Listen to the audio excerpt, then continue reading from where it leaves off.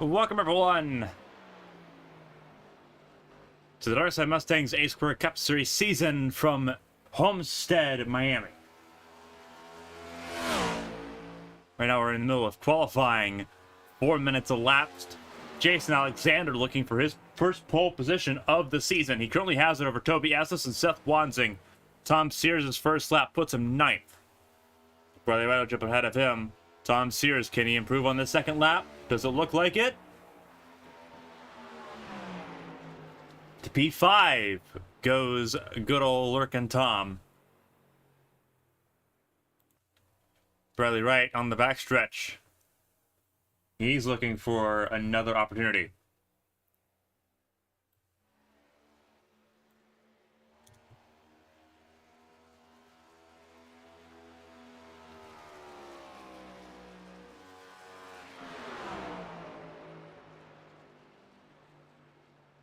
Bradley Wright's second lap. Not better than his first.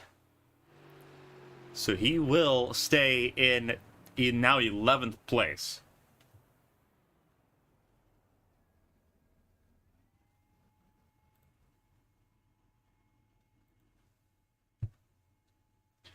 "13 cars is that qualifying lap time so far.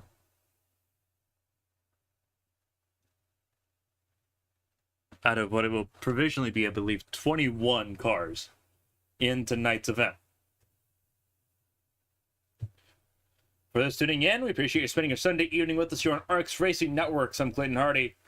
Race 34 of 36 here at Homestead, Miami. 1.5 mile oval was the season finale for many years. Now the finale is at Phoenix. Homestead, Miami finding its place in the round of 8 with 3 races to go. From here we go to Martinsville, and then we end the season of Phoenix. So still big time race vibes here at Homestead. As we wait to see if anyone will set lap times. Noah Belleville ran both of his qualifying laps, did not set a valid lap time. So 14 drivers have technically set a lap at some point. Matthew Bounds, Kevin Feemster, Mark Dila, Tommy Withers, Ryan Pennell, Matthew Kent, Ulrich George, Britton Roberts.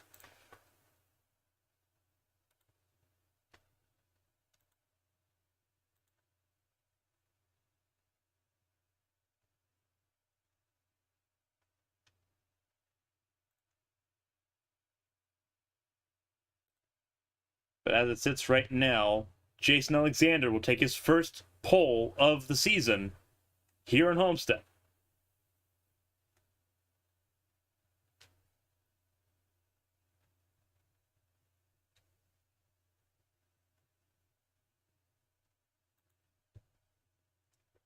As we wait and see if someone else runs a lap time. It looks like Britton Roberts might.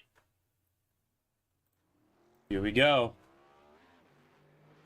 Britton Roberts is rolling. His teammate qualified 6th. Can Roberts go faster? We are going to find that out. Roberts back in the Ford this week. Spent the last couple weeks in Chevrolet power. He's won with both Chevrolet and Ford power in that number 58. See what he can do here.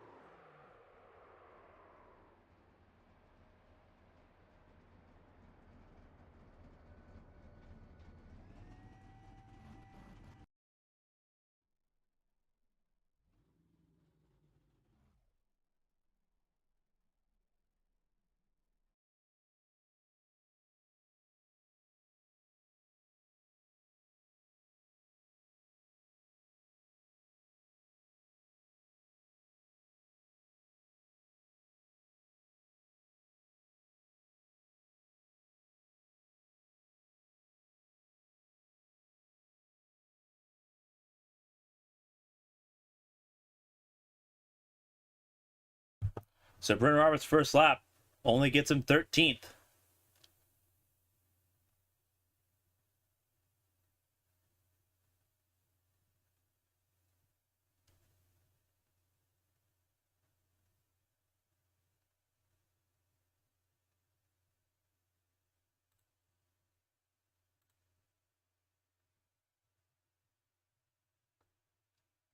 And that'll end qualifying.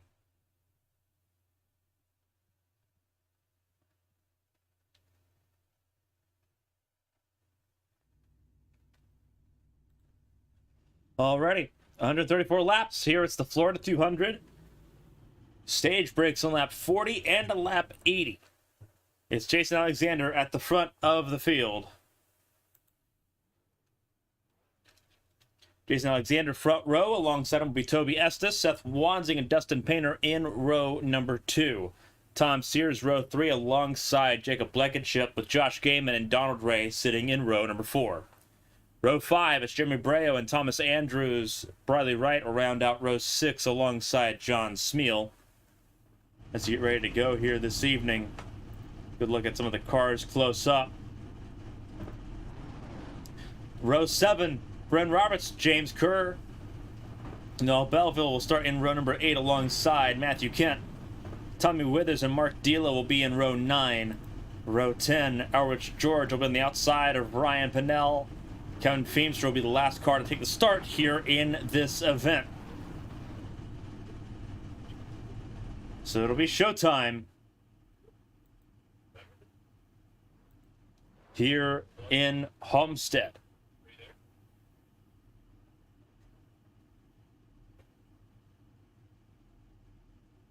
"21 cars. For several, the round of 8 still lingers.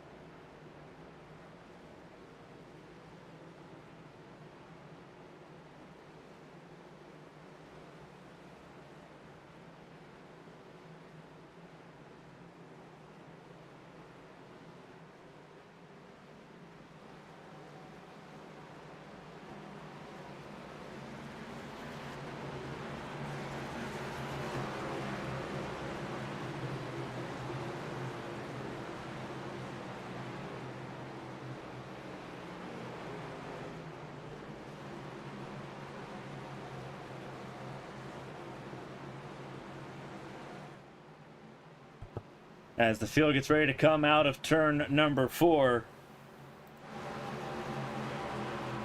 It's Alexander and Estes on the front row. Wansing and Painter row 2. The Florida 200 is underway. We're green at Homestead.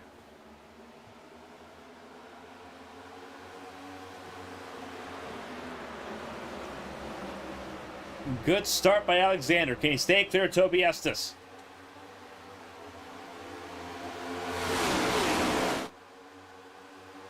As they go down the back straightaway. Wansing looking for second place. Estes high line. Can he make that work? It's going to be 3 wide for the race lead. Estes on the outside. Wansing to the inside. Estes gets clear. Estes will lead the first lap. And now Alexander will start to fall backwards.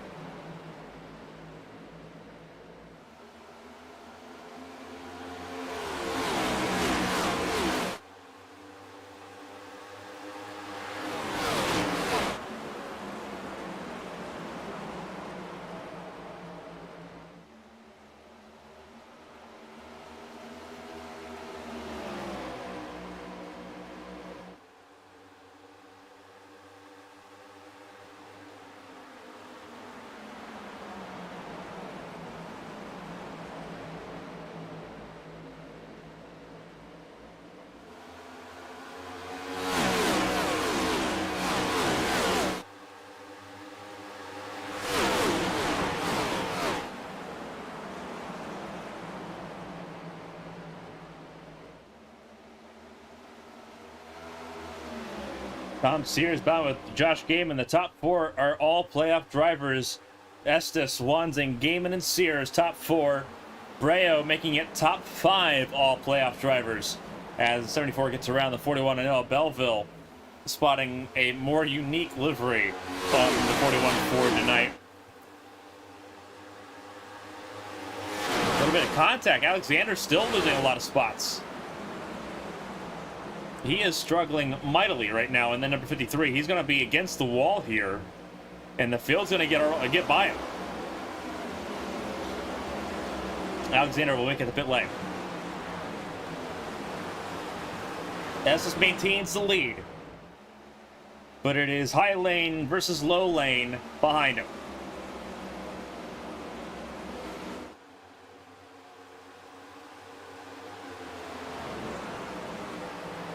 Wanzing sends it to the bottom. Estes stays topside. Wanzing gets it all the way to the white line. Wanzing will take the initial lead here. New race leader, Seth Wanzing at the line. Wanzing making it stick. Keep it on the 61 at Gaiman. Gaiman has the very top lane now. He's going to get a run out of two. Some very good racing early on at the front of the field. Top 7 in this group from Wanzing to Painter. Dustin Painter sitting in 7th. Robertson 8th, sits a second behind Painter, just outside that drafting range. Robertson Blankenship teammates 8th and 9th for 1MA Racing. Donald Ray, currently in the playoffs. He's in the round of 8, snuck in by tiebreaker. Currently sits just 5 points out of the cut line. The issue is that Seth Wanzing, one of the people he's competing with, entered this race 13 points out of the championship for. Currently leads. If Ray, Wanzing, Gaiman, or Withers win, it flips the point standings upside down. Remember, at Phoenix, the championship 4, top 4 in points go for the championship. Blankenship, Estes, Breo, and Sears currently in the top 4. Sears, Estes, Gaiman. Sears and Estes, of those in the top 4 right now, only Sears and Estes are in the top 4 in points. Gaiman needs a massive jump in points. He entered tonight 23 points out of the championship 4. Same with Tommy Withers. All 8 playoff drivers in the top 12. However, top 12 is not good enough.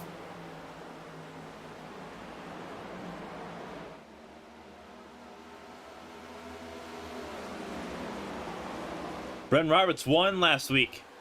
Not Roberts. No, Belleville won last week. Belleville won last week, and because Belleville's not a playoff driver, no one got locked in on points. It is still a very close game. The gap between Blankenship and Ray is 7 points. There's all the top 5 in the championship. So it is right now mission critical for everybody to get a win tonight. And right now, the playoff drivers are out in full force. Again, 6 in the top 10. Withers and Ray just sitting outside the top 10. Matthew Kent, the last driver in the top 10 so far. Belleville, Bren Roberts, the 2 drivers that have played spoiler most of the playoffs. Can they play spoiler again tonight? Dustin Painter trying to play spoiler out of his own. Matthew Kent continuing to be impressive in his run. You have a lot of drivers looking to make impressions before the end of the season going into the 2023 A-Squared draft.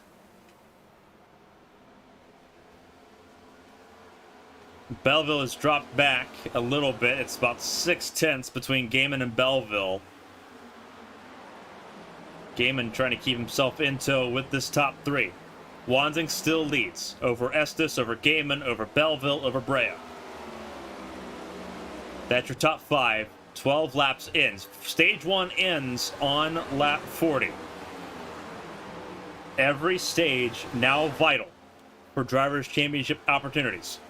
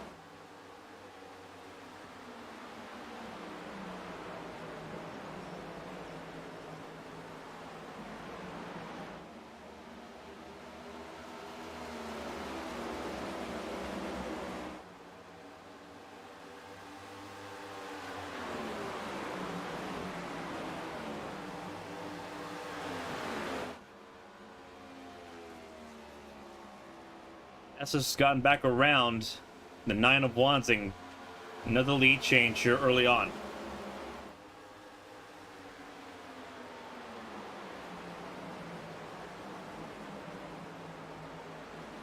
Wanzing actually under threat from Josh Gaiman here.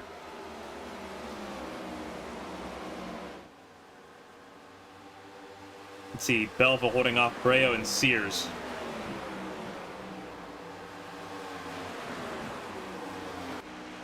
Good luck on board with Tom Sears' machine.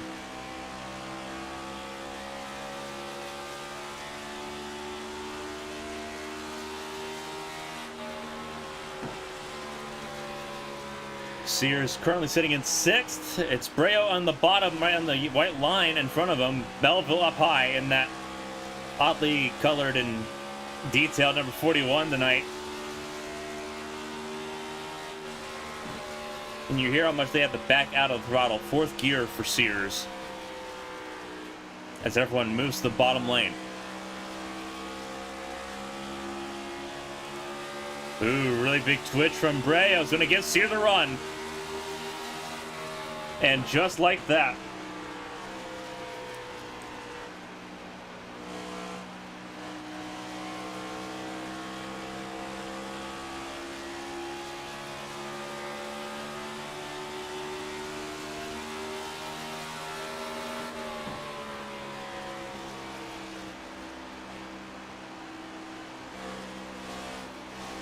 look there at Sears as it gets clear.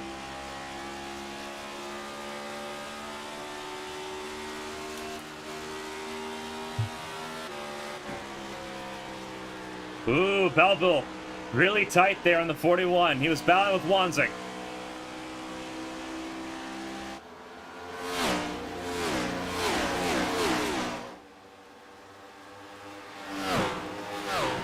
Estes has an 8/10 gap right now over the field. Make that 9/10.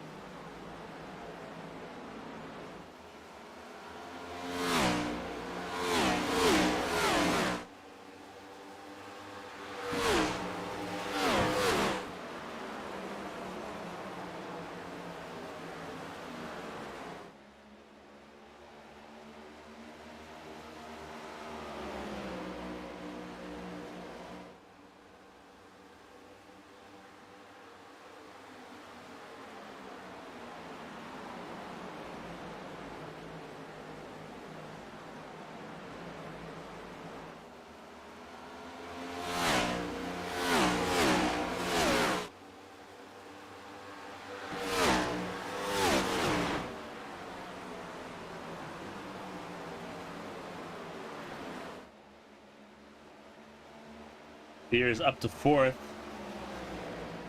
Gaiman trying to chase down Toby Estes. We are halfway through stage 1. Breo sitting in 5th, Wanzing in 6th, Painter sitting in 7th. Then it's Jacob Blankenship, Brendan Roberts, and Matthew Kent in the top 10.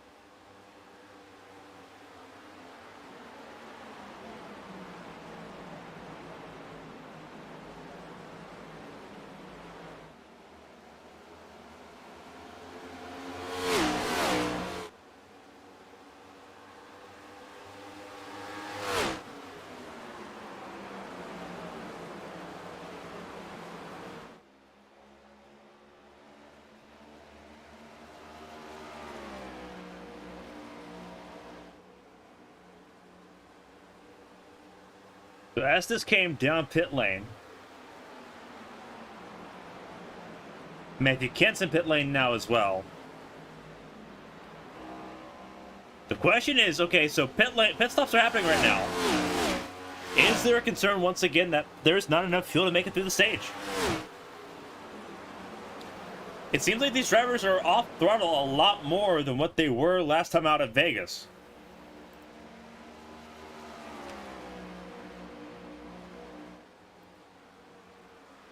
So Gaiman leads over Sears, Belleville, and Breo. Painter's up to 5th.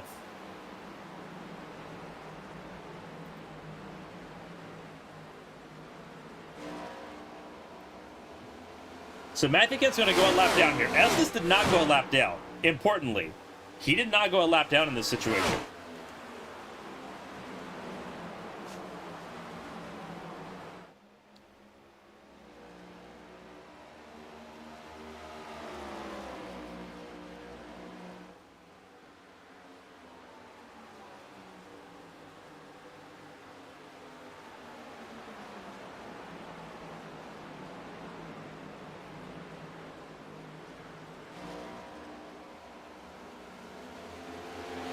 Side-by-side battling. It looks like Sears trying to get a run for the race lead.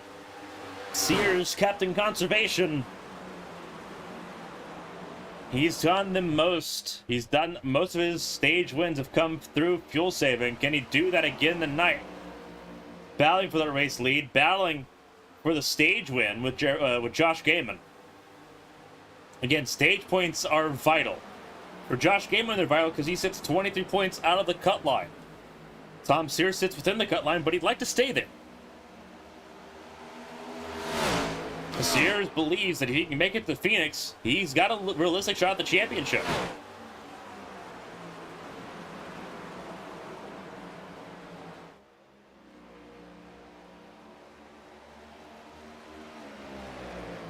So far, it's looking really good.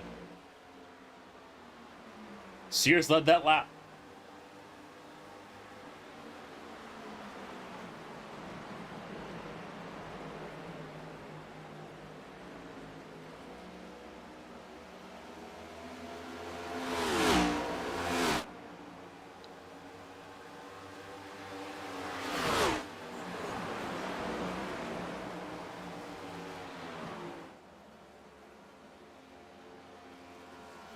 Keep an eye on that 31. He's going to try to get to the field here. He's the first car a lap down at the moment.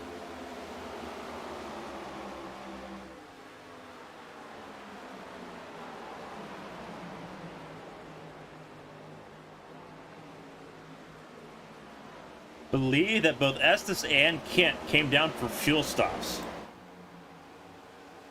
So they did not take tires. So they're not really at an advantage so far at the moment. They just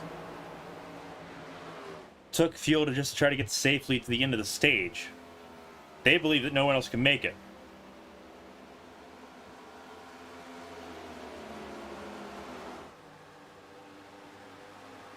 Tom Sears sitting in clean air.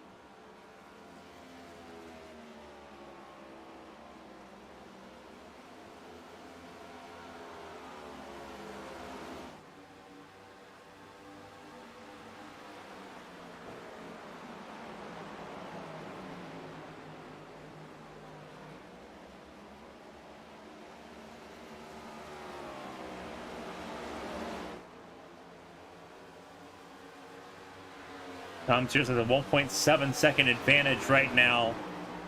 Gaiman has lost out to second place to Dustin Painter, so it's a team outlaw 1-2 at the moment. I think Gaiman's now fully in a fuel saving mode, because he just dropped third to Bryn Roberts.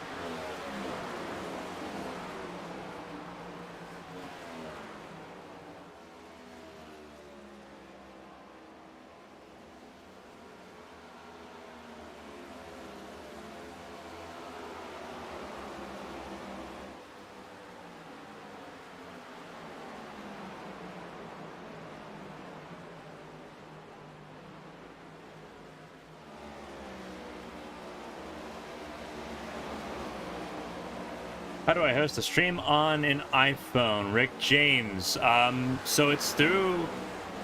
so if you're hosting a stream through your iPhone, I believe you would go to your Twitch settings to set that up. Because you can access all of the same material through your phone on Twitch as you can on PC. So you'll just go to your broadcast manager. And then you can go to your settings and either add to your auto host list or manually host. Tom Sears, your man, sitting top of the field at the moment with 5 laps to go in stage 1 as we watch everything begin to sort of come into its own sort of perspective here.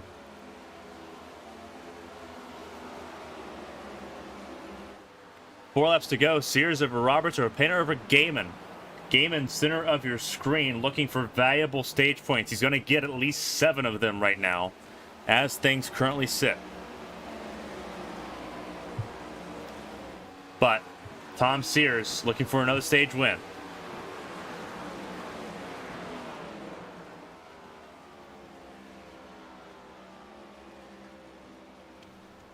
Coming to 3 to go.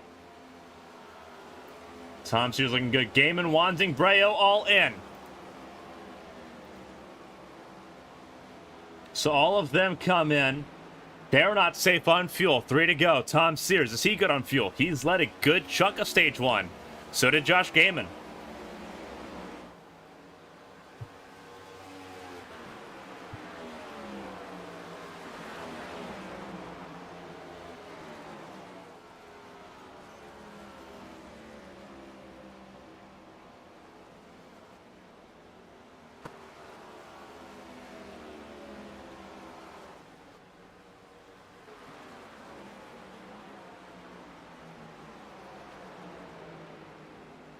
Steers with 2 to go.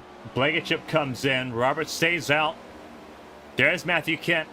He's the first car a lap down.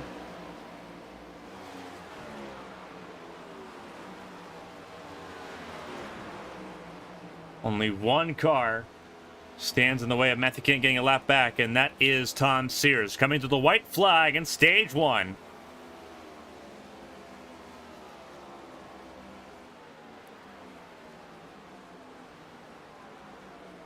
Tom Sears looking for another stage win in 2022.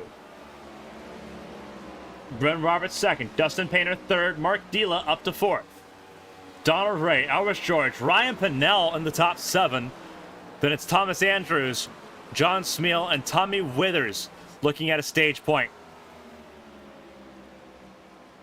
It's going to be showtime for Lurkin Tom. He wins stage 1.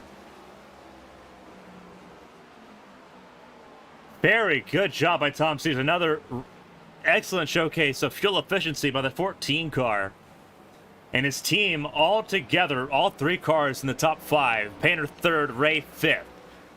So for Team Outlaw, this is a best case scenario as it helps out both Sears and Donald Ray. Donald Ray entered tonight 5 points below the playoff cut line. With stage 1 points alone, he is now level. Actually, he is 1 point away from Jeremy Breo. Tom Sears gained 5 on him, but Breo did not score stage points. So Donald Ray is now 1 point away from being in the championship 4, just off of stage 1 points alone. That's a big deal. Everyone's going to come in that was on the lead lap that did not pit. I would assume that everyone ahead of Matthew Kent will come in anyway. This is your chance to get a free pit stop. Matthew Kent will get lucky dog. For Breo and Wanzing, it's disaster. They need to get a wave around. They need to get the wave around. They cannot pit. They're stuck on these tires. They're stuck on...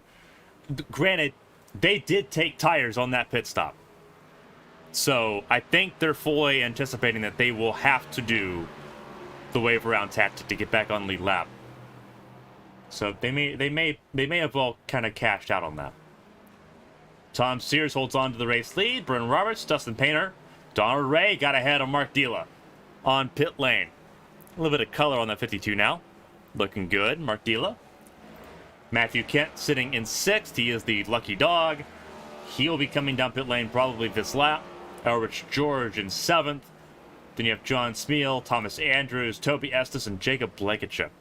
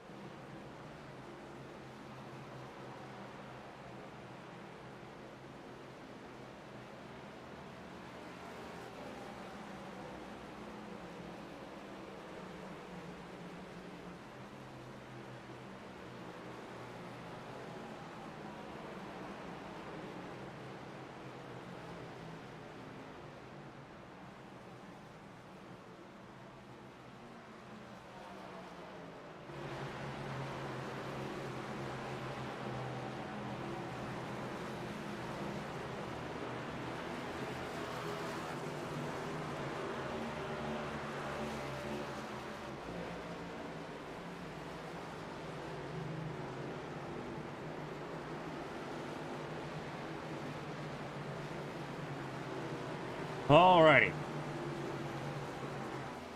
So Tom Sears leads. Breo and Wanzing and Kerr all getting the lucky dog here. Tommy Withers coming down pit lane. He's going to try to stay on the lead lap. The number 6 machine. Tom Sears picking the inside lane. I believe Withers tagged the wall, which is why he had to come back down pit lane. But he will stay on the lead lap. It'll be Sears and Painter on the front row here. Teammates on the front row. Roberts, Ray, row 2. Dila and George, row 3.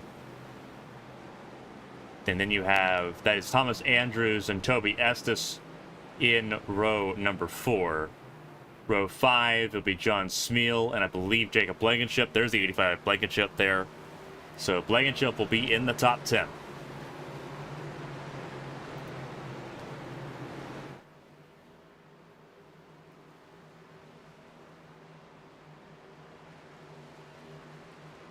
Alrighty. Stage 1 complete. Stage 2 set to be underway here shortly.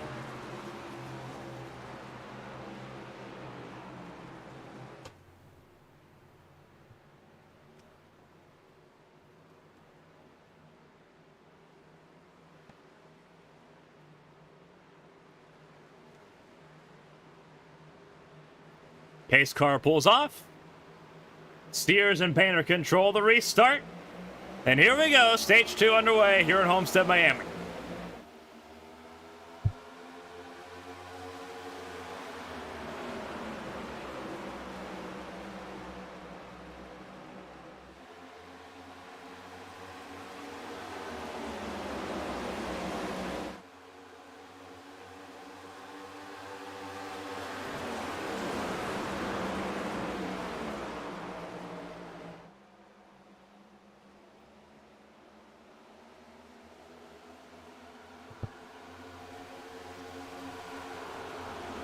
So Sears leads the opening lap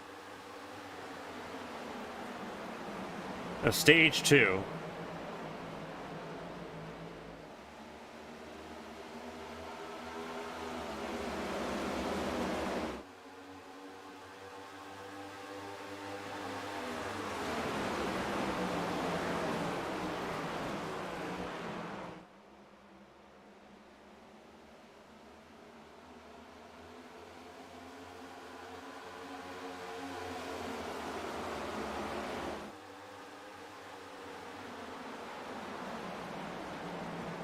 Brendan Roberts still battling with Toby Estes for the top 3.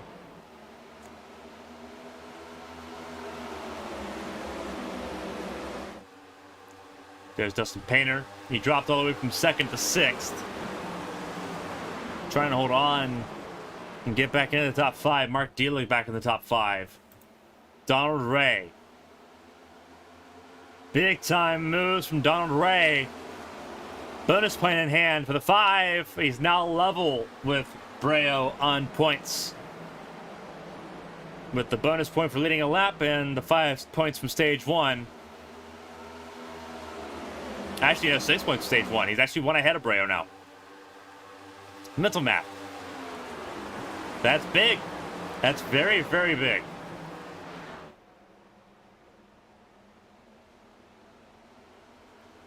Estes trying to take the lead. He went up to really close to the wall. Didn't tag it, but got really close to it. Estes winning the race lead. Had the best second half of that lap of anybody on track.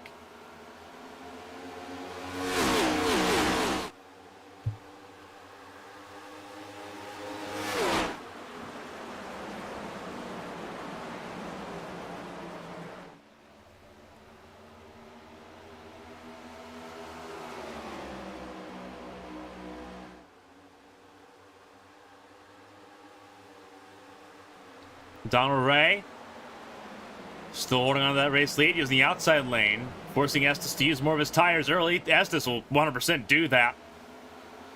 Estes gets clear of the 5. New race leader Toby Estes once again.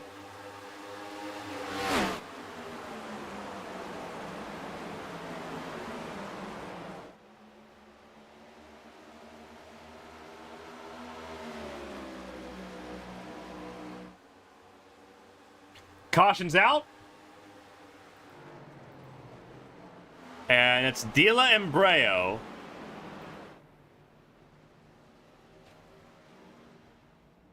Looks like Jason Alexander also involved. And here's why. Oh, Breo got help from his teammate Matthew Kent. Hard hit by Alexander.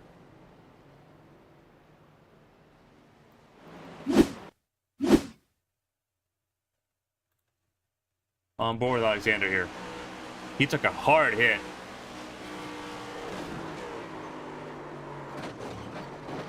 Lifted the entire back of that car up off the ground and broke the front end.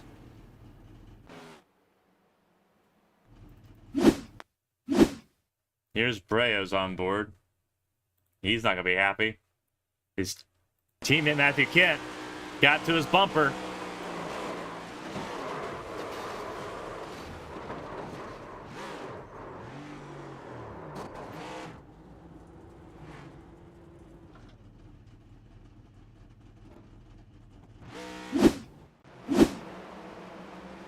All right, sits second, but caution number 1 for an incident here in this race.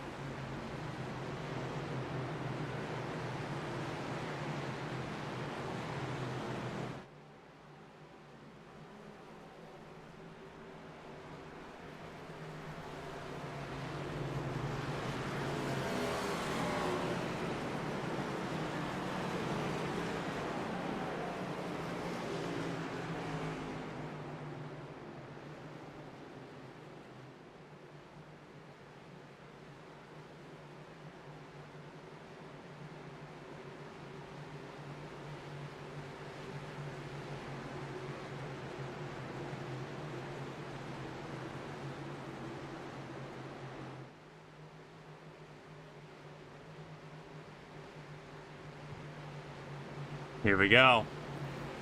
About to go green for the second time this evening. First time for an incident.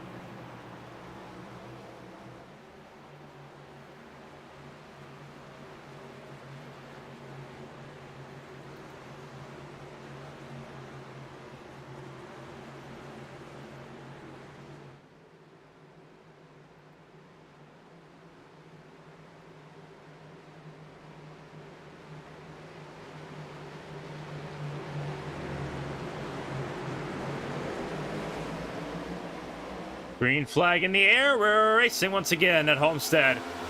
And Estes with a really good start.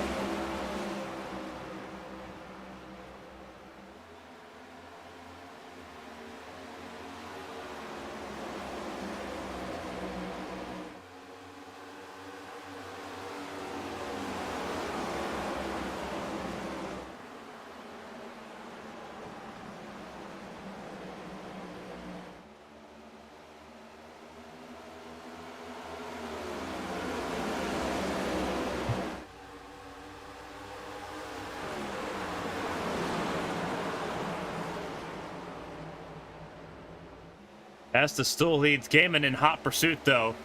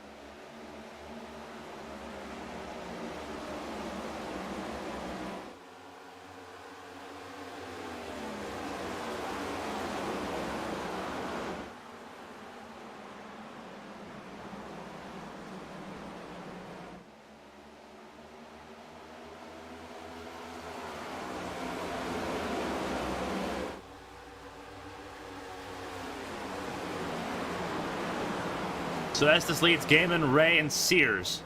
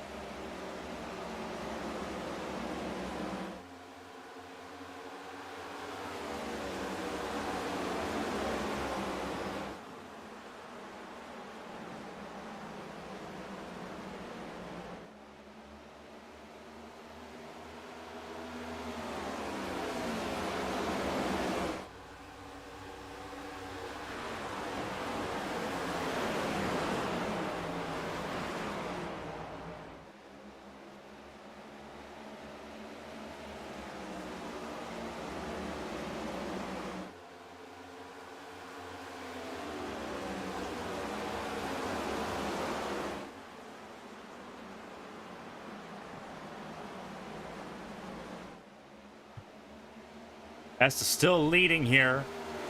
20 laps to go, 19 to go to stage 2, stage break. Right now, Toby Estes in control, but Gaiman in pursuit. Ray a second behind now. It has become a two-horse race here in the middle of stage 2 between two drivers that desperately need a stage win.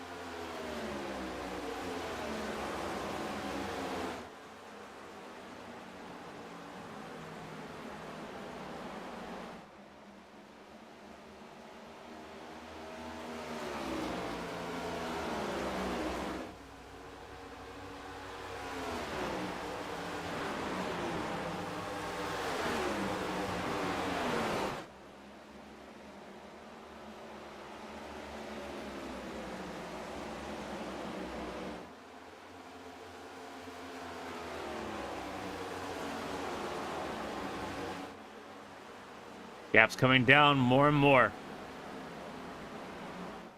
Estes and Gaiman still going at it.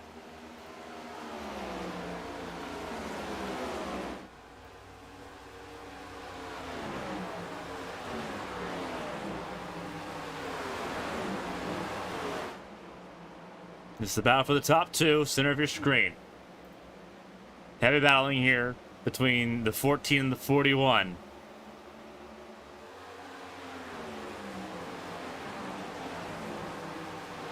And teammates once again battling for top 5.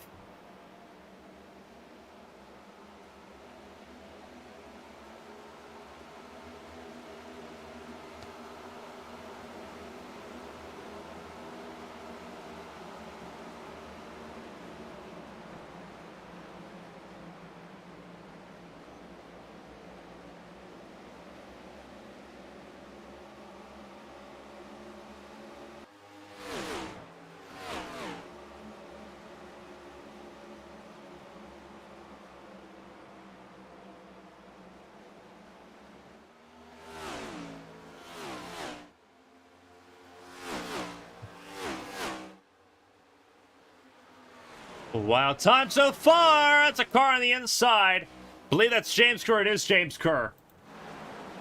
That was Kerr. I believe Kevin Feemster. It is Feemster. Feemster still struggling to get started. We stay green.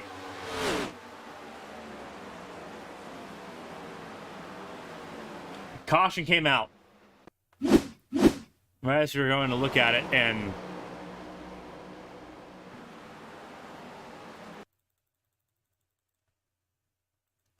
here's what happened. Feemster was in the middle of 3 wide.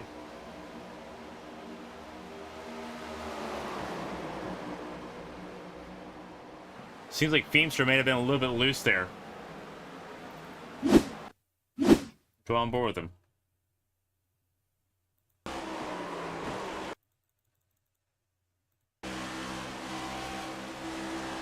Yeah, he was loose. He got loose on the corner exit. Unfortunately, nothing that Kerr could do.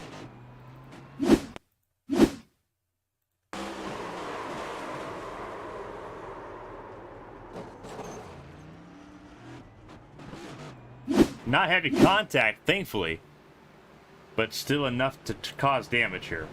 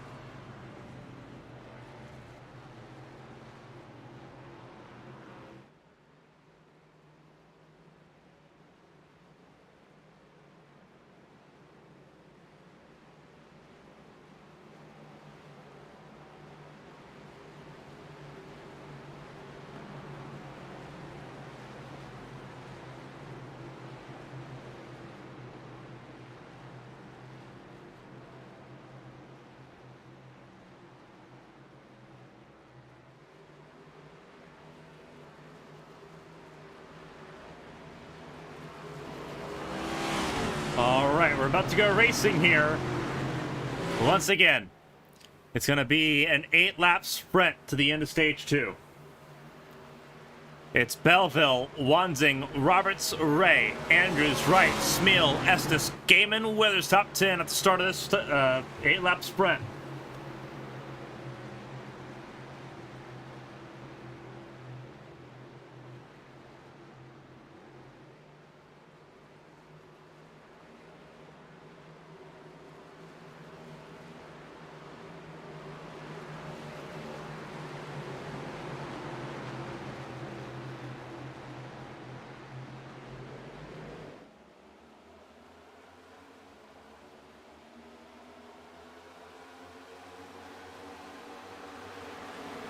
Green flag in the air.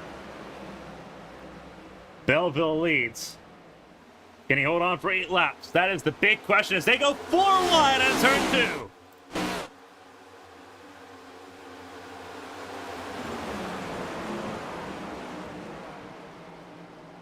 2. Gaiman trying to cut his way through the field.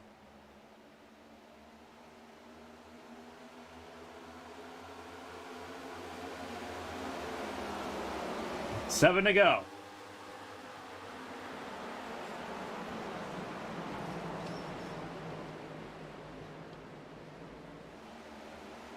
Belleville and Estes both have cleared everyone but Belleville. Gaiman trying to get to the race lead.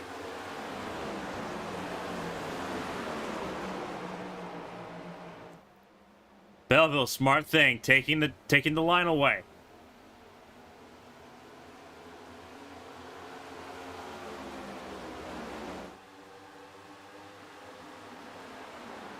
Belleville just doesn't have the tire wear. He doesn't have the tire life to hold up with the top 2. So Gaiman using traffic to the front of the field. 6 to go in stage 2. Blankenship sits 3rd. Or sits 4th. Trying to go after 3rd.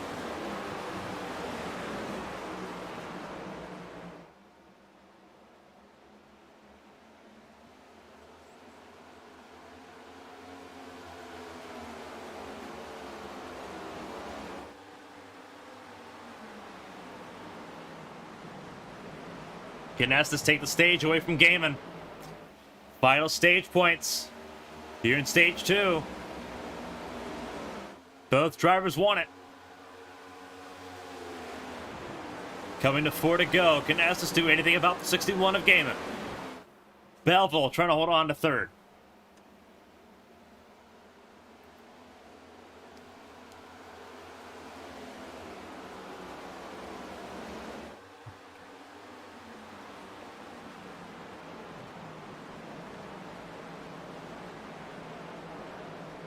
Belleville under attack.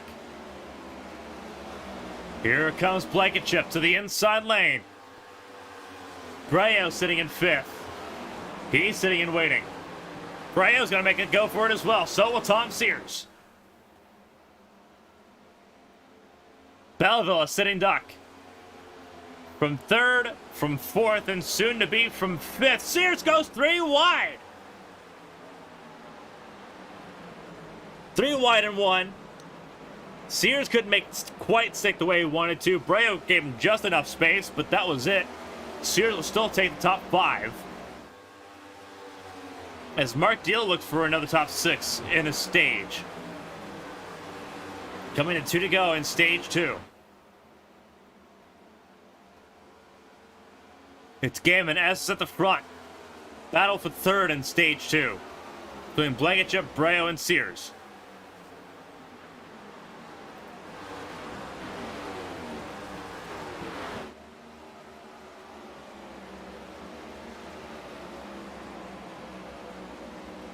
Blankenship still not safe in this situation right now. Neither's the battle for the race lead. Coming to the white flag. 1 lap to go in stage 2. Who's going to take the stage win?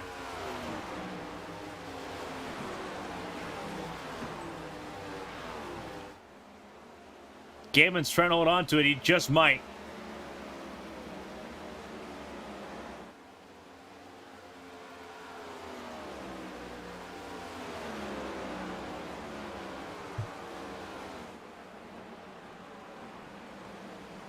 Brea will take some of the stage points that he lost in stage 1 back. Josh Gaiman wins stage 1.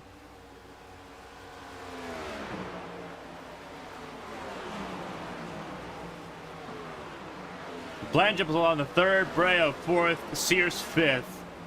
Mark Delo sits 6th. Noah Belleville still scoring stage points, although only 7th. Roberts 8th, Seth Wansing 9th, and Donald Ray, the last stage point scorer, in 10th.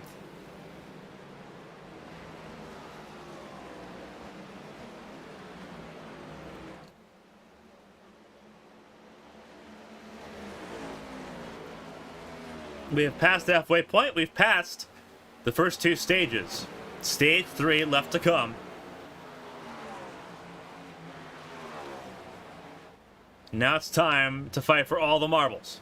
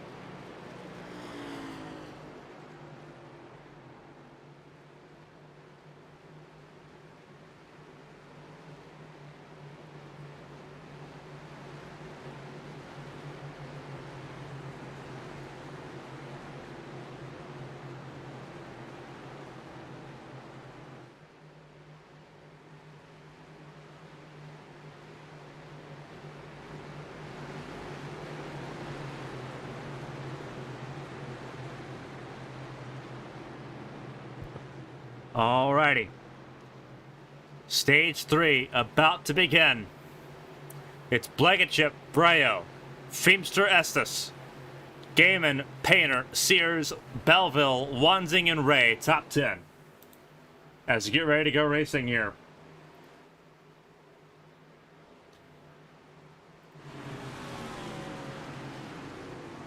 Here we go. Pace car is in. Green flag is out. And we're underway for stage 3 here at Homestead.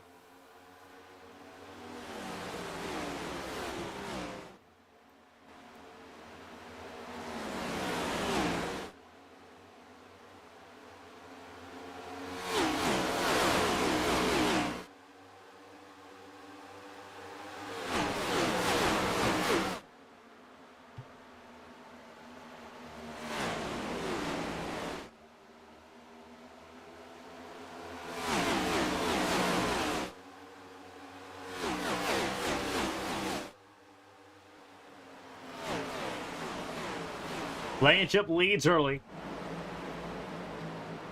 But right now, it is a madhouse at the start of stage 3. Blankenship trying to lead away.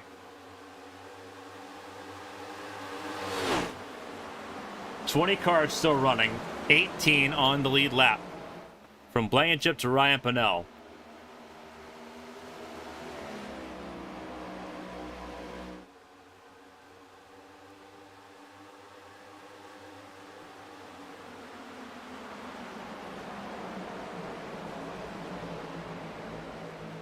Blankenship trying to hold on to that race lead. Gaiman moving up to second.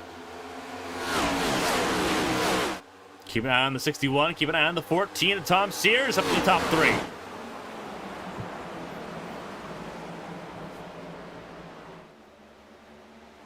Again, for all the cars marked in the silver and black, it is a win and you're in to the Championship 4 in Phoenix in 2 weeks.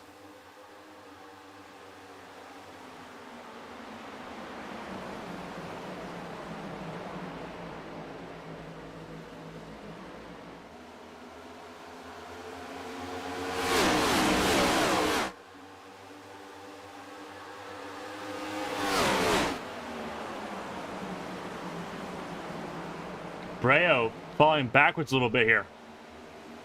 Outside 3 wide for him.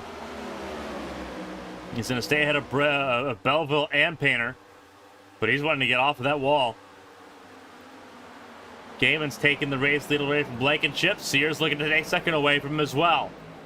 So Gaiman to the front now.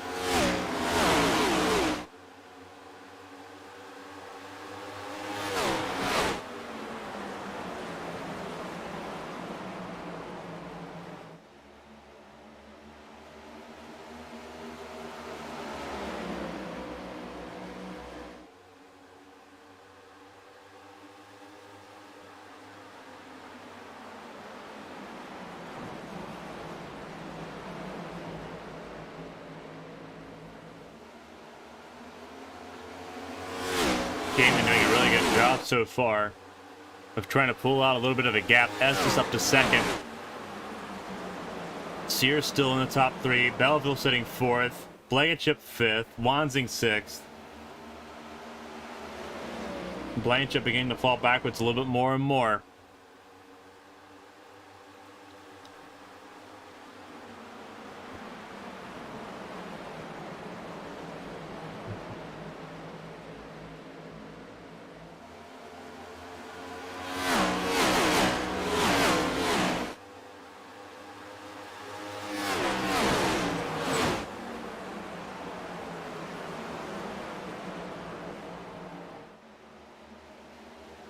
Blankenship falling backwards more and more. He's going to lose 2 spots here to both Wanzing and Roberts. Breo dealing with Dustin Painter. That is for 8th place. Donald Ray battling with John Smeal for 11th as he tries to get back to the top 10.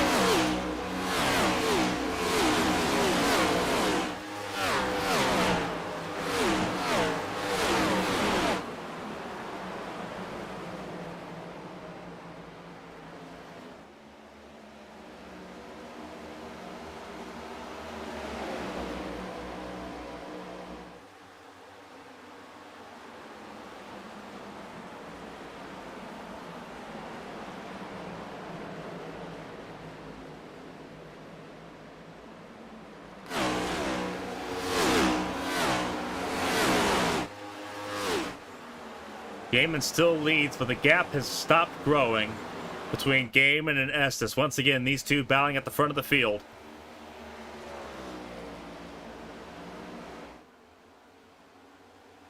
Tom Sears won stage 1, Gaiman won stage 2. Who's going to win this race? Caution's out.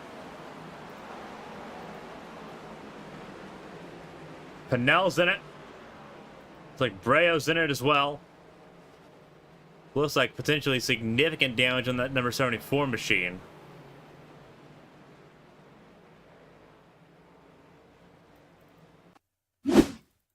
Oh, he got help. So, no, Breo snapped it a little bit. Tried correcting it. Same thing that happened to Feemster. Dealer couldn't get out of the way fast enough. Ryan Pinnell was not involved. It was between Breo, Mark Dila, and John Smeal.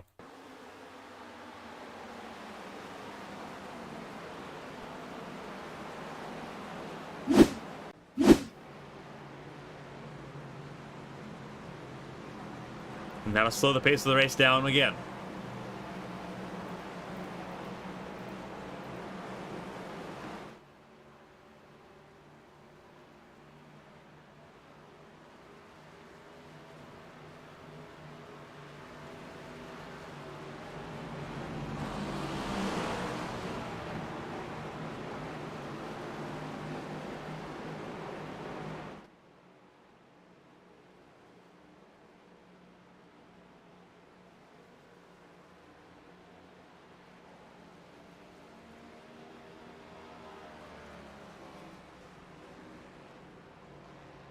So a lot of cars in pit lane here. What could potentially be the last pit stop of the night.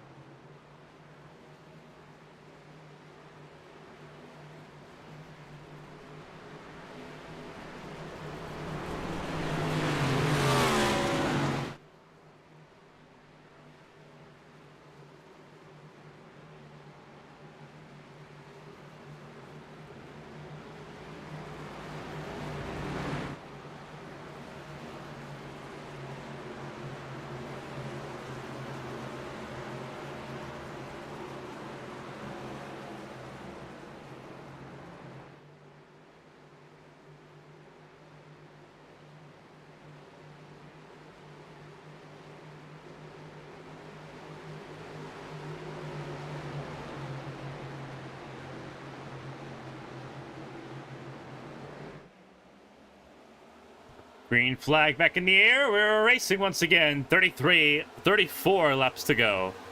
Gaiman Estes led the field to green. Wanzing, Blankenship, row 2. Sears Roberts, row 3. Belleville Painter, row 4 was how they lined up. 34 laps to determine the race winner here at Homestead.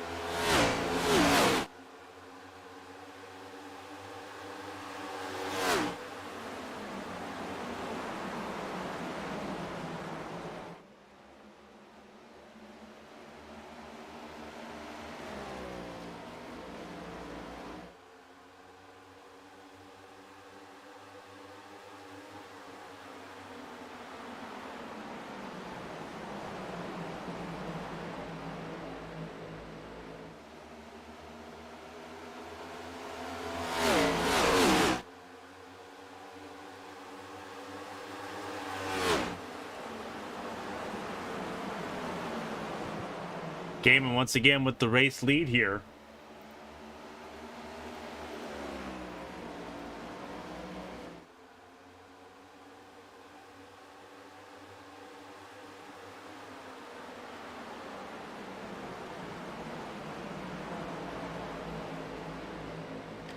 Can he hold on for 30 more laps?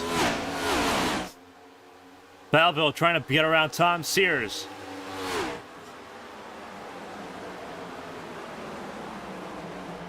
Tom Sears on the outside lane, Belleville on the bottom.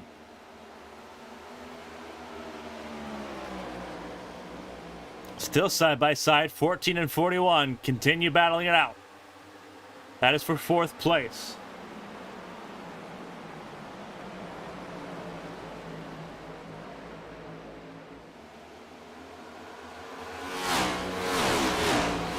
Whoa, that's Mark Dila.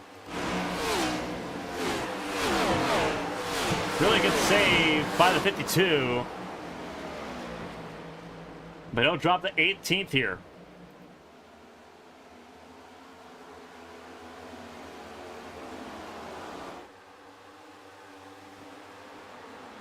Less than 30 laps to go.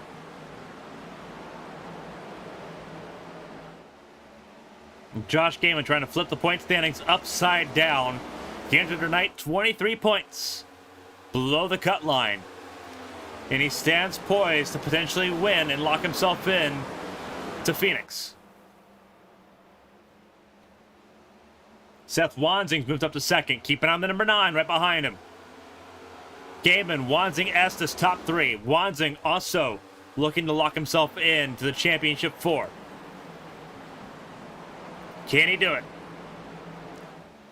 Both drivers enter tonight below the cut line.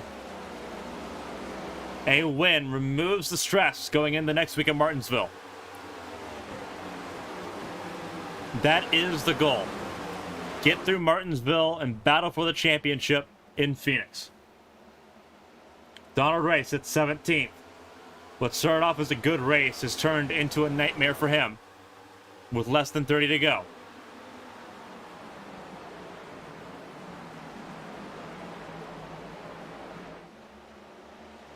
Still a lot of time. Anything can happen. But right now, the battle is on. The eyes are on Wanzing, Gaiman, and Estes. The top 3 trying to go and lock themselves in to a championship fighting position in 2 weeks.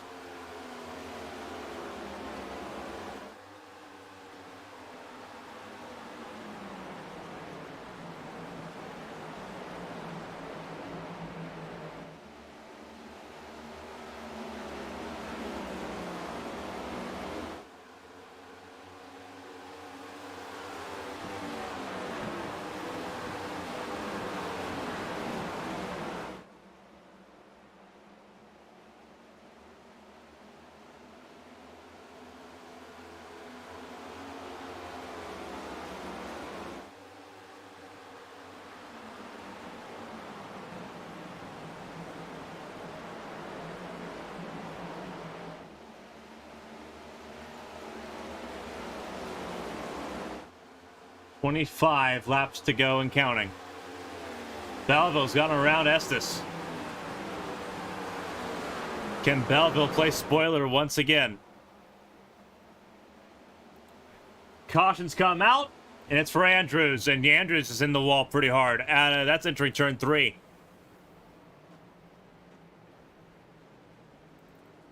He got some help, and now changing the complexion of this race. That's John Smeal.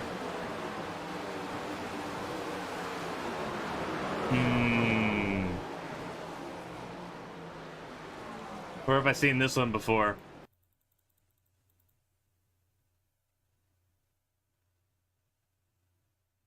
We'll see what happens here. Go back a lap. It's Andrews and Smeal.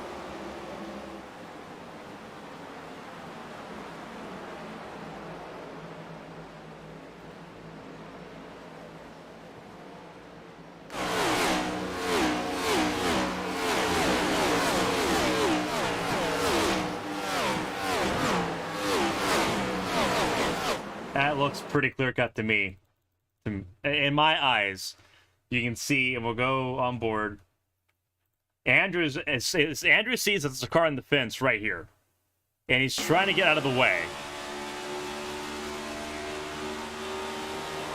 And he gets turned. Smeal, because he intentionally caused an accident with Dustin Painter at Bristol that took out all of the top 5 at Bristol. And here he pinched Thomas Andrews, trying to get him stuck behind Bradley Wright, and then when Andrews tried getting around Bradley Wright, he turned him. It's not the first time Smeal's done it. It's not the first time he's done it this season.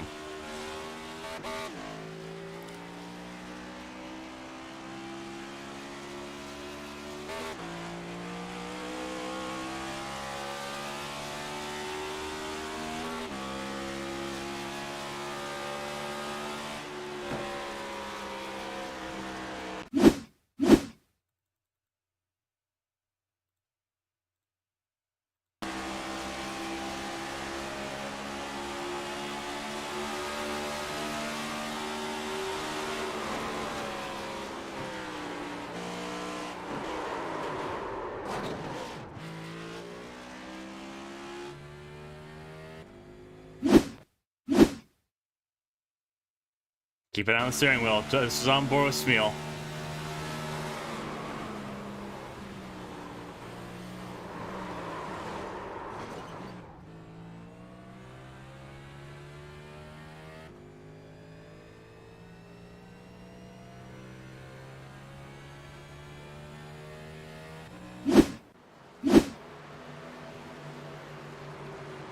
It's senseless.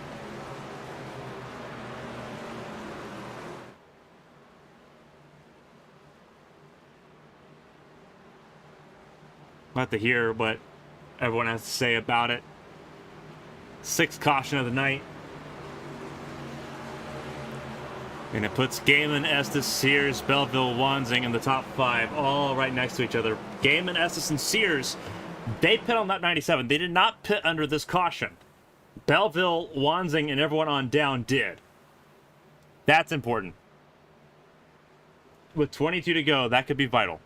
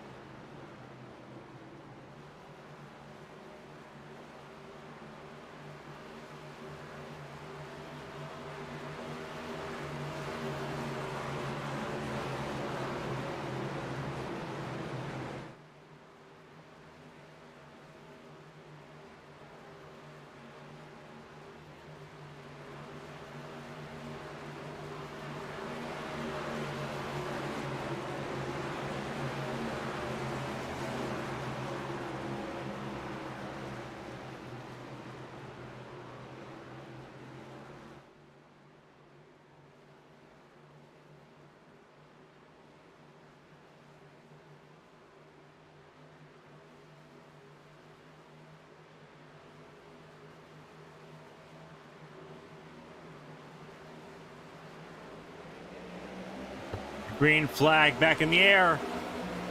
Gaiman with another really good jump. He'll let the two Toyotas battle it out behind him. The issue is that everyone else on way fresher tires. This could be a really big situation.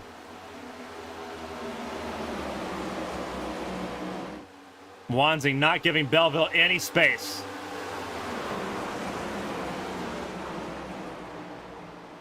Belleville takes the very high lane.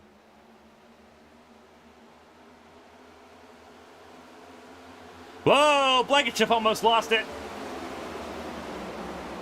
Really good catch, but it drops him out of the top 5.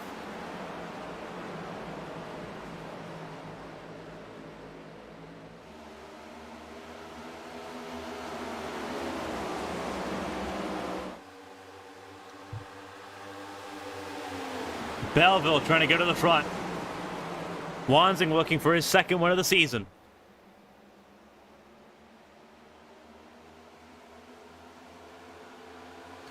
It's still gaming out front. 18 laps to go, 3 wide. Wanzing to the bottom, stuck Belleville in the middle. Belleville had no momentum, got side drafted on both sides.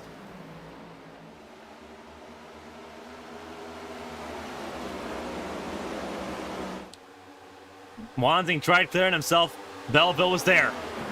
Battle for second place heating up as they both catch the race leader.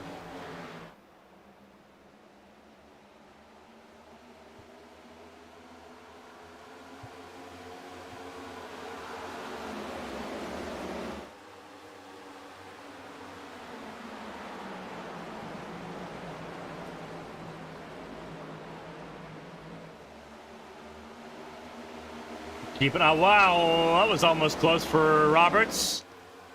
58 almost lost it. Belleville has got up to the 61 of Gaiman.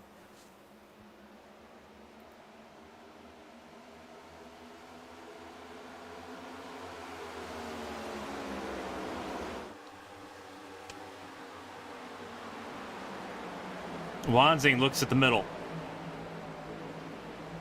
Ends up not being where he wants to be.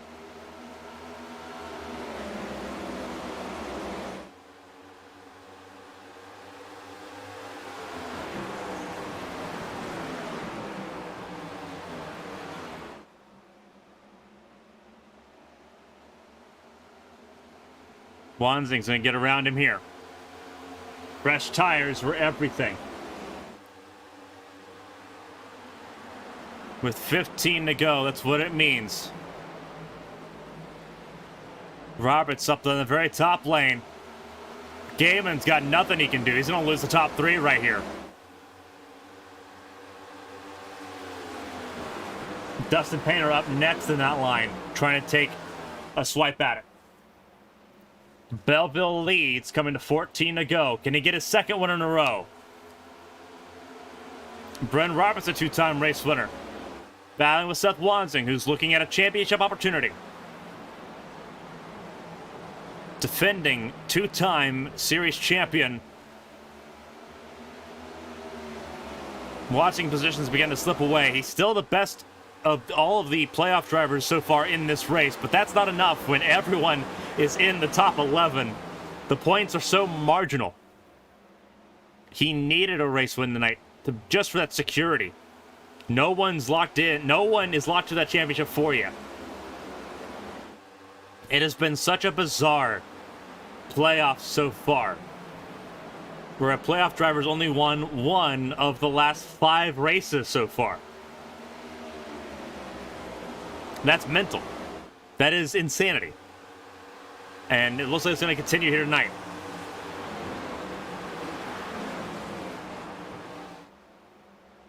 Robert, right now, Wanzing's best hope is that Roberts and Belleville begin duking it out, and that he can just kind of hang on to him. With 12 to go, that's very feasible. Roberts has clawed himself within 3/10. 58's there. 2 Fords and a Chevy on the top 3 spots. Who's going to win? Does Belleville get his second in a row? Does Roberts get his third? Gaiman in trouble. And it's a big one. And that flips the race on its head. Gaiman was involved, we know that. Did he get help? He might have. He was behind Painter. Older tires, he was struggling and struggling and struggling. Did he get help? I don't know if he got help. No, he got a little bit of help there, but he got loose on his own, which is how all that started. And then he tagged Blankenship, and there's your yellow. And luckily, minimal to no damage there. Everyone was able to get through it. But Gaiman got loose on his own, and Brea was right there on him. He could not get out of it in time. We'll actually look at the 74's onboard here. We'll follow them from the start-finish line.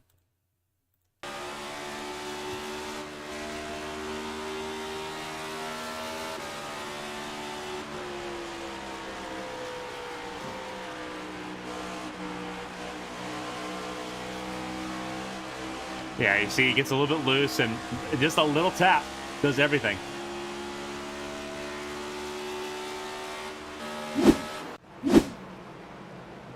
So Belleville leads this race. Robertson second, who was closing at that point, and Wanzi now only has 10 laps to worry about and counting.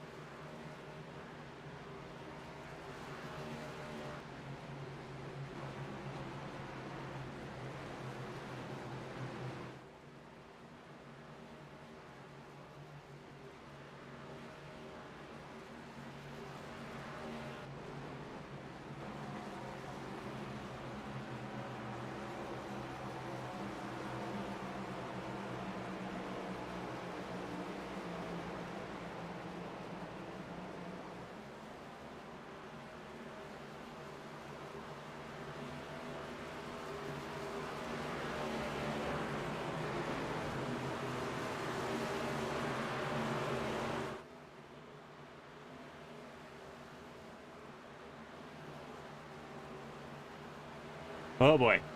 Here we go. This is going to be an interesting restart. That is for sure.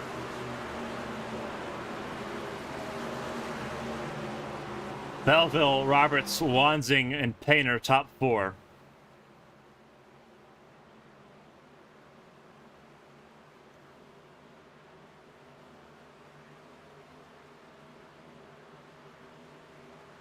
And this will flip the points upside down a little bit. Blankenship injured tonight, level at the front of the playoff cut line. And this could almost certainly throw him below the cut line with one race to go.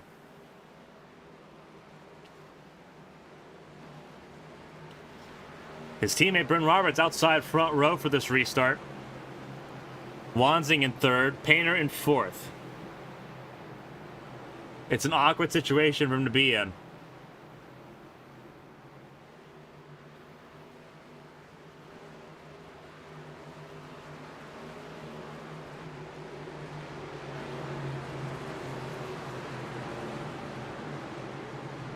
Brea looking good. Withers looking really good as well. And number 6.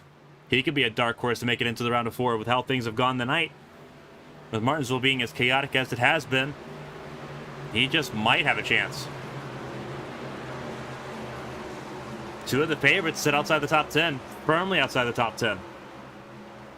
Tom Sears also struggling.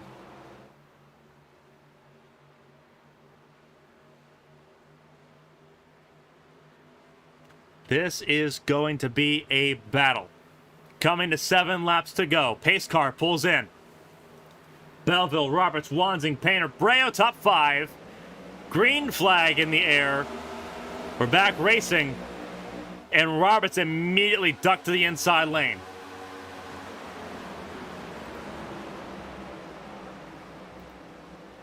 Wow! Withers shot out of a cannon. Withers up to 5th. Donald Ray in 6th.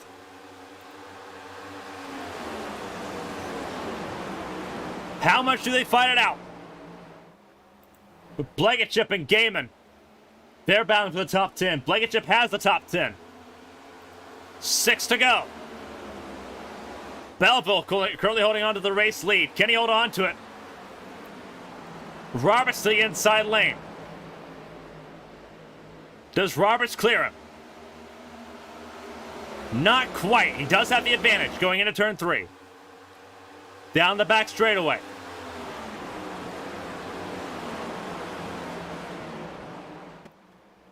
Neither could hold the bottom.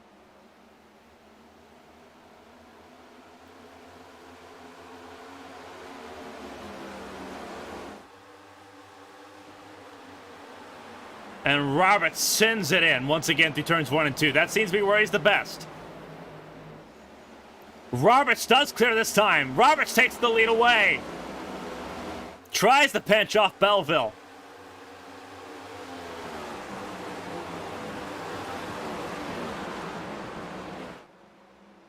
Coming to 4 to go.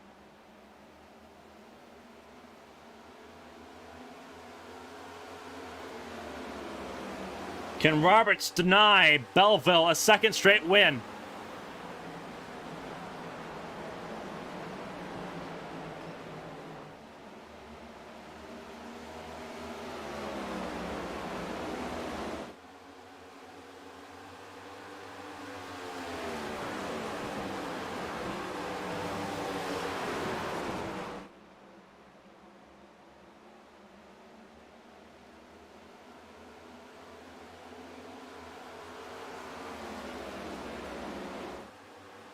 Caution's out.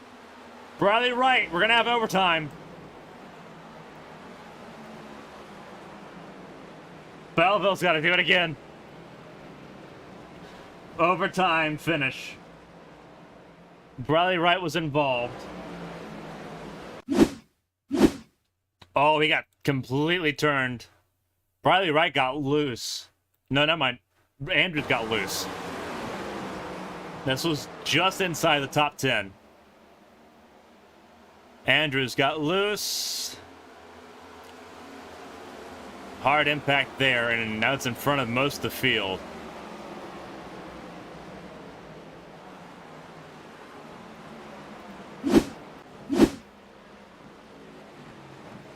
That was not what Belleville wanted to see.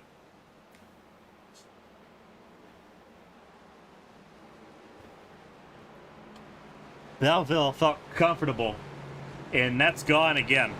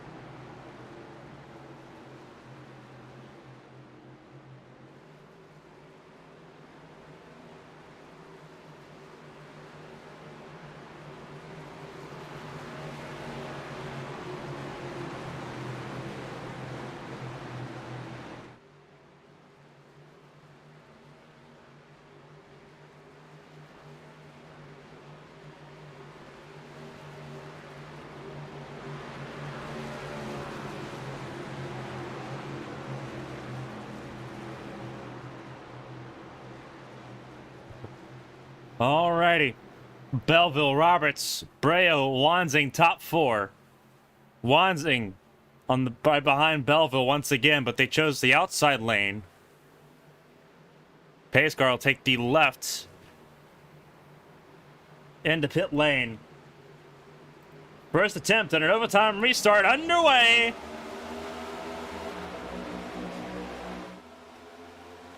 Belleville caught not Belleville, Roberts caught napping.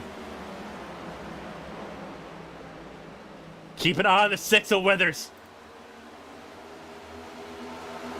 Withers is trying to capture lightning in the bottle. This could be a pandemonium finish.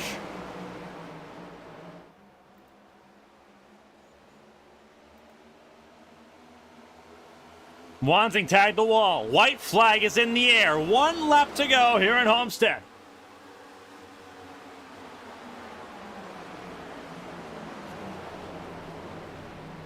Robertson second. Wanzing's dropped out of the top 3. Wanzing's in the wall. Wanzing a Blankenship crash. Hard hit.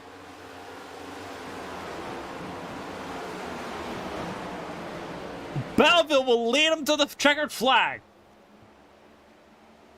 Coming out of 4, it's 2 in a row. For Noah Belleville, he wins at Homestead.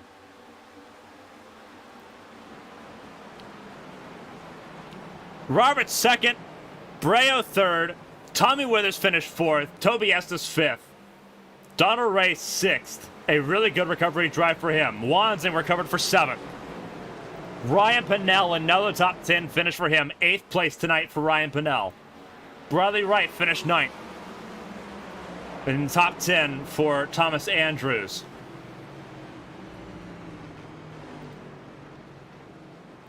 But it's a race win for Noah Belleville. 2 in a row.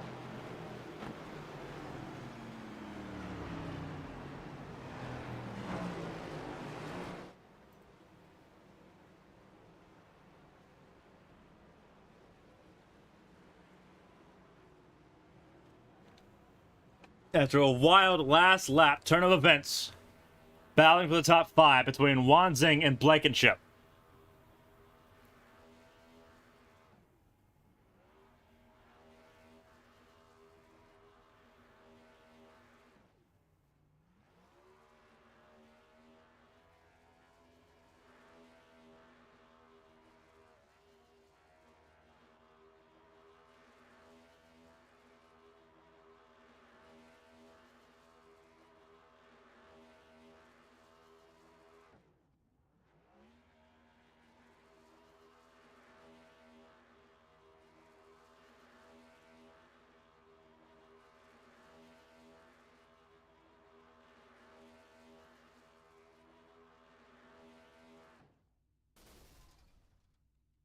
Belleville, a race winner tonight, the 2nd time this season.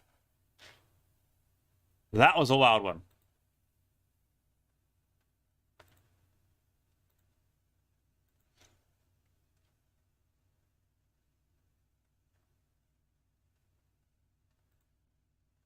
Again, Belleville, a race winner tonight. In a wild turn of events.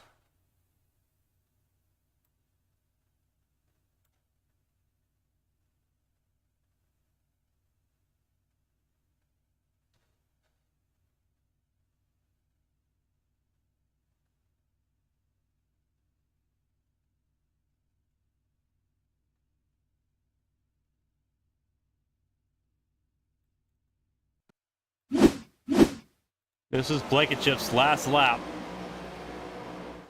And you see Dustin Painter got wrecked there. That was coming to the white flag. Blankenship sent it in.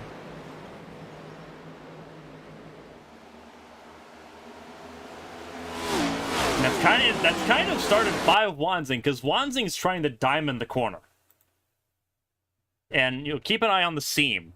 As we get a little bit closer, keep an eye on that seam, because that seam is what dictates everything. Wanzing starts out wide, and he comes down close to the inside. He cuts across that seam right into the door of Blankenship. and it sends both of them into the wall.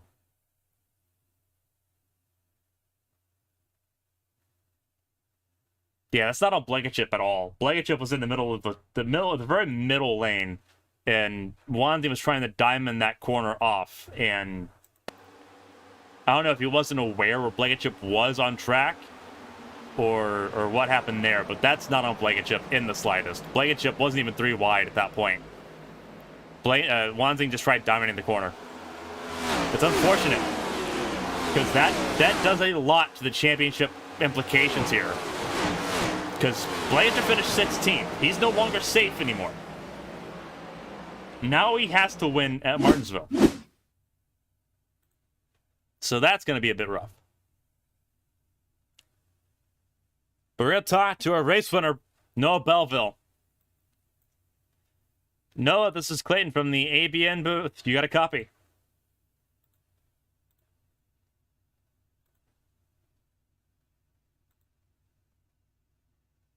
Noah, this is Clayton from the ABN booth. You got a copy, man? Whoops, sorry, I was muted there. I got you. Nope, you're good. Race win for the second time in 2 races. You went so long without a race win, and now you've got 2 of them. It was a really good race tonight on your front. Unique livery on this car, to say the least. Yeah. But a really good race overall for the 41 machine tonight. How was it going for you? Like, you didn't really get the race lead until stage 3, but you were a threat throughout. Kind of walk us through how the car felt for you tonight.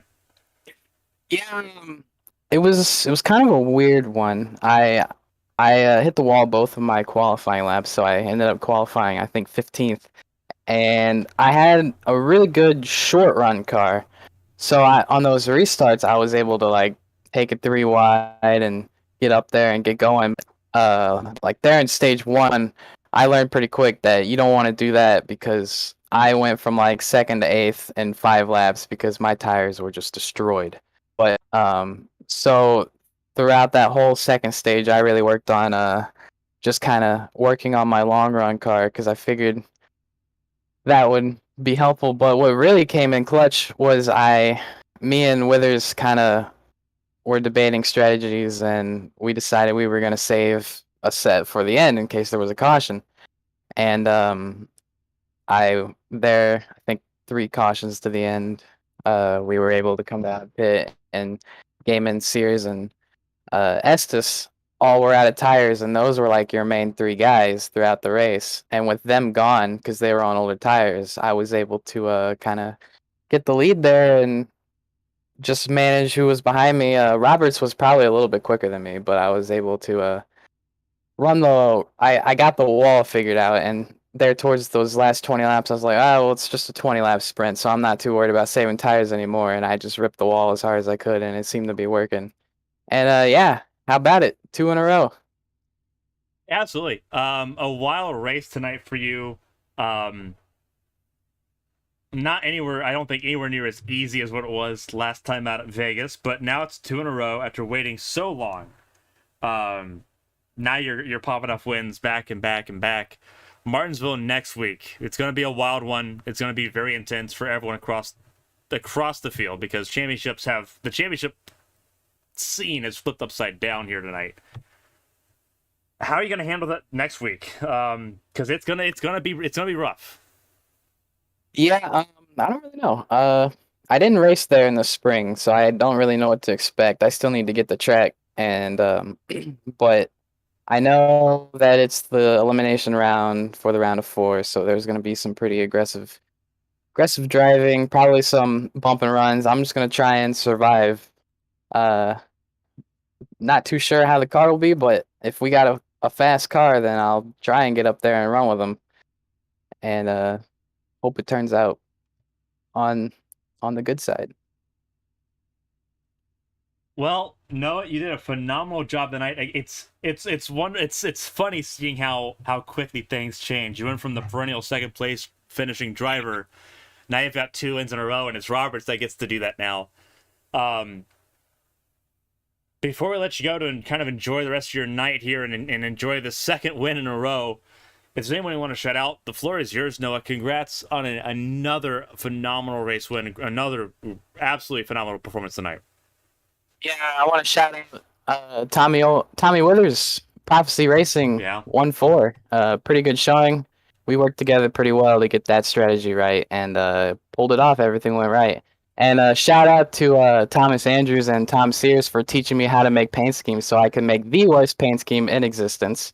Um, and shout out to you, Clayton, for streaming as always, and everyone watching and everyone who puts on the races. And hope everyone has a good week. Alrighty, Noah. Well, congrats on the race win. Again, enjoy seeing you in Victory Lane. We can't wait to see what you do in Martinsville next week. Yep. Have a good one, man. You too. That was Noah Belleville, our race winner here this evening. We're going to move on to second place finisher Bren Roberts here as we get ready to go through these interviews. Bren, this is Clayton from the RX Racing booth. You got a copy? I got you, Clayton. Alrighty, that was an eventful finish. It seemed like you had a couple opportunities there to chase down Belleville and try to get around him. Just ran out of time. Kind of take us to your perspective, because both you and Belleville were lurking there a little bit into the top 5, but you guys really popped off there in stage 3. Kind of walk us through how you adjusted going into stage 3, and what changed and what gave you the opportunity to really battle for that race win. I feel like it just came down to tires and who saved their tires the best. The problem with the final stage, I was really good at saving my tires compared to other people. Problem with the final stage was there were so many cautions that you kind of had to go for it at some point. And I don't know how I got up there to like be in second, but I knew the way Noah was running, he was kind of, in my opinion, abusing his tires a little bit, and I was able to reel him back in. And I thought I was going to be able to pass him before that first caution came out there at the end, and I just wasn't able to get enough momentum to get back by him. I cleared him at one point, but I didn't want to come all the way up and risk wrecking him, because I know I want to race him clean. He races me clean, you know. So I couldn't feel confident in clearing him, and if I could get clear him, I think I could have gone and won the race. The continuing uptick in performance for you on your side of the 1MA Racing garage has been dramatic, but it's been consistent now. You're looking at another podium, another top 5 with 2 races left in this season. Martinsville next week, it is a do-or-die race for many. Your teammate now included in that with how the last lap went.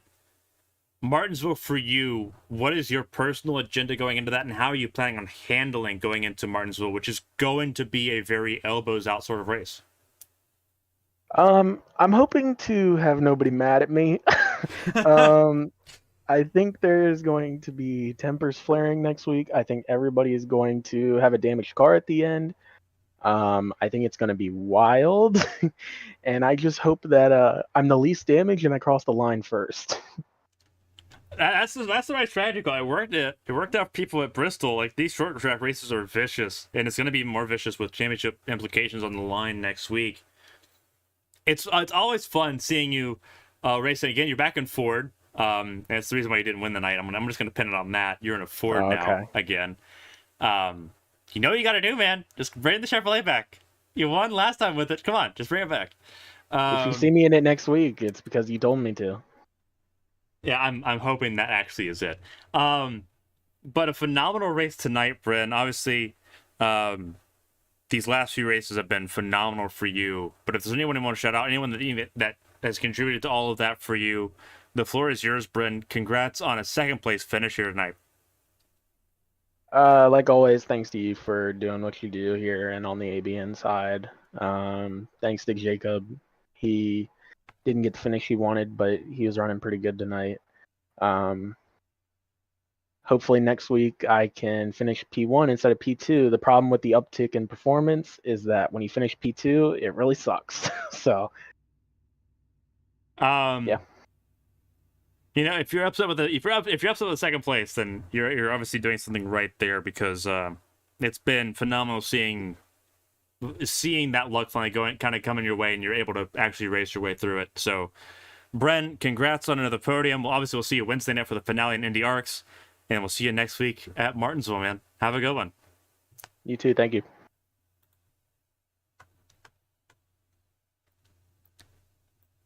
Alrighty. That was Bren Roberts, our second place finisher here tonight. We have one more interview to do, and it's with our third place finisher, Jeremy Breo, tonight. Our best points finisher as far as the round of 8 goes. So we'll bring him in here real quick. Hey, Jeremy, this is Clayton from the ABN booth. You got a copy? Yeah, I got you, buddy. P3, man. You're the best of the 8 playoff drivers tonight. That was a wild turn of events. Kind of just like walk us through it. Like you went from being maybe I'm safe to okay, now I've got a chance here with one race to go in the round of 8. What kind of walk us through it? Because you said last week you weren't confident with this track. Like how do you feel now going into the short ovals? Hell, a lot of luck. I got a lot of luck to finish third. I mean, starting off, I don't think I was that bad. I think I was like 6th the whole first run until pit stops. But other than after that, I was just wrecked, and then wrecked again, and then trying to miss wrecks. It was just something else. But we kind of snuck through that second wreck that we got in with the faster pair, and then got out on the other side, and then got lucky with a couple cautions there near the end, and got tires when other people didn't. Mainly Gaiman and Larkin. Those are the 2 guys up front that had no tires left. So sucks for them on their strategy, but kind of how racing is. You pick a strategy and you stick with it, and sometimes it works out, sometimes it doesn't. But I kind of got into Gaiman there. I don't know, it was like 15 to go or something like that, but I didn't mean to. I was trying to get off of him, but he just was in my lane, and I couldn't slow up anymore because I had a better car and better tires. So I didn't mean to do that, but that sucks for him. I know he's like last in the playoff points now, but if he wins Martinsville, he's instantly in. So I mean, he could probably go do that because he's won like 4 races this year. So he'll probably win somehow magically, and then I'll get knocked out of the playoffs. But yeah, other than that, it was just kind of survive. It was survive for a lot of drivers tonight. It seemed like it was a lot of snap oversteer tonight. Everyone going into this was expecting a lot of understeer. Like they expected to plow off, and it seemed like it snapped on at random times. Because with Gaiman, when you got in the game and he got loose in front of you, and obviously nothing you can do there. We watched the replay of that from your onboard, and there's just nothing you can do there when he's right in front of you. But that was a common issue tonight. What was it like battling the car tonight compared to what everyone thought it was going to be going into this race? Like, how different was it from what everyone thought it was going to be to how it actually ended up being?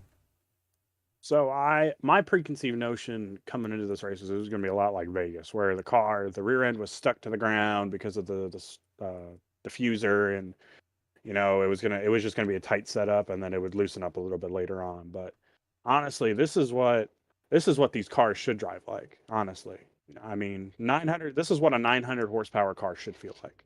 That long run where we're slipping and sliding everywhere and we're just fighting for grip. That was amazing. I love that. That was the most fun I've had all year.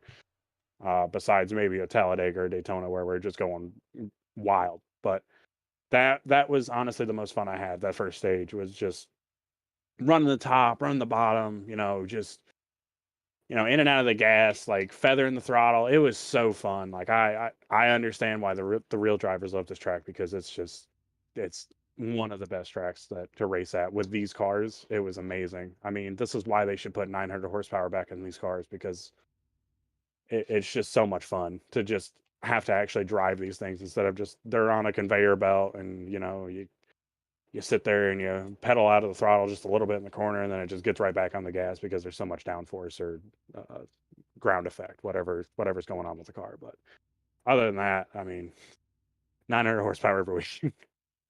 Yeah, it seemed like it was a bit more of a handful tonight, and it seemed to have caught some people by surprise. But those were the kind of races that kind of let you take that early lead early on in the season, where you got win after win when it was a bit of a handful. So it kind of pulled the car back into your favor there.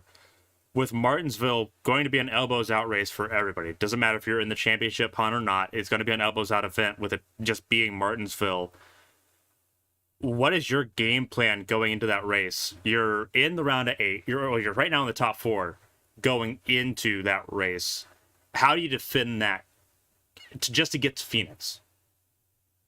I mean, I'd love to win, but honestly, I think it's going to be playing the stages because that's probably how Lurkin and a lot of those other guys that got early on stage points are still in this because stage points are just way too important. I kind of wish they weren't so we could just run the races out, but they're just way too important because you can get 20 points. If you win both stages, you get 20 points. That just puts you way far ahead of a lot of guys.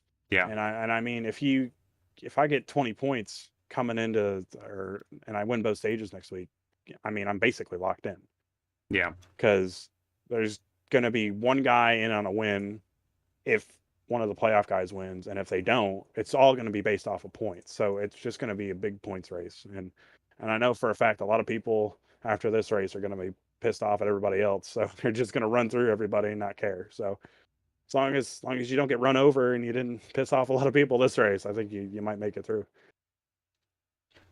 Well, it's going to be a slugfest next week at Martinsville, but right now, currently, you can kind of take solace in knowing that you were, the best finisher of the round of 8 drivers in this race, and you've got a little more of a buffer now going into Martinsville. Jeremy, obviously, Team Sideswipe, a big group behind you here tonight. You were the best of your team. Obviously, 3 cars in the top 10 for Team Sideswipe, Wansing 7th, Ryan Pinnell in 8th. But there's anyone to shout out. The floor is yours, Jeremy. Congrats on another podium out of nowhere tonight. All right, thanks, buddy. Yeah, I got to thank Smeel Racing Designs. John Smeel, he was in the top 10, so good for him. That was pretty cool. He makes the best paint schemes in the business, so go check him out. And also thank you to Midwest Barbecue. I mean, I can't thank them enough. They make the best, and I mean when I say the best, deals on smokers and everything that you want for your barbecue. So go check them out at MidwestBarbecue.com, and thank you to the Wansing family for supporting me. And thank you for putting it on, and I can't wait for next season when you get to put on more races with us. Yeah, it's going to be a lot of fun getting through these last 2 races and obviously getting into 2023. I can't wait to see how everyone handles going in. But Jeremy, you still got a championship to fight for this season, so we'll see you at Martinsville. Go tear it up. All righty. Thank you, buddy. Have a good night, man. You too. That was Jeremy Breo. You could hear that he was kind of relieved by being 3rd place here tonight. Again, he is the best finishing driver of those in the round of 8, which helps his odds out significantly going into Martinsville next week. The top 20 on the side of your screen, the only driver not shown in that standing is Jason Alexander, who finished 21st, only completing 42 laps in this race. Next week, Martinsville. The last race in the round of 8. On Wednesday night, come over to ABN for the last race of the 2022 ABN Indy ARC Series season. But until then, on behalf of ARCS, on behalf of Midwest Barbecue, Darkside Mustangs, Windy Chevrolet, and ARCS Racing Networks, I'm Clayton Hardy. Stay safe, stay healthy, enjoy your week. We'll see you Wednesday, and we'll see you Sunday at Martinsville. So long, everybody.